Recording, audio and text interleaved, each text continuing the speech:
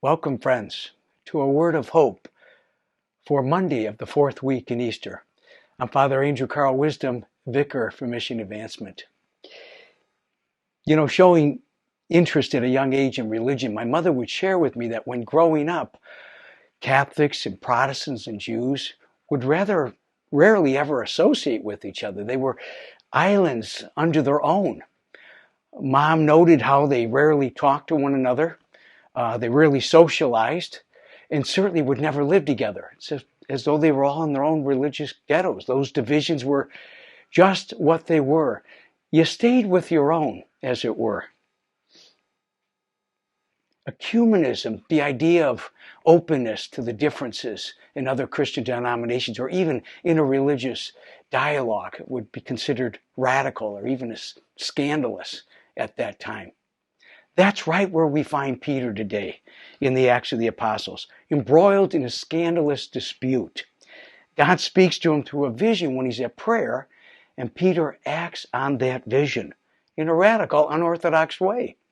He goes to the house of Cornelius, the centurion, the first Gentile convert to the faith, and he baptizes his whole Gentile household. Well, this causes a major dispute in the church. You have the other apostles and Jewish Christians saying, wait a minute, slow down. What's going on? These people are not part of our group. They don't follow our traditions. They don't follow our practices.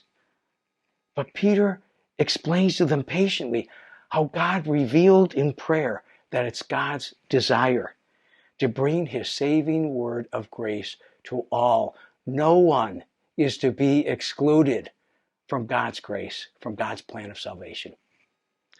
Today's gospel of the Good Shepherd, my friends, reinforces that same point.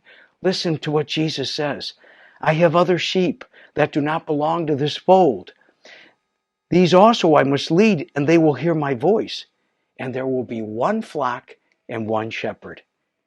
You and I are challenged today to get beyond the old familiar who's in the club and who's out of the club. That's not what Christians are about. We can all be a little narrow in our judgment about who warrants inclusion. And that's when division happens, friends. Division happens when we're not open to difference. And it gets especially bad when we demonize difference, which is what we see too often today. As Christians, we must not allow for that. We have to risk going and confronting that difference, even when it may be scandalous to the prevailing social, political, or religious times. Let's be up to the challenge. God bless you.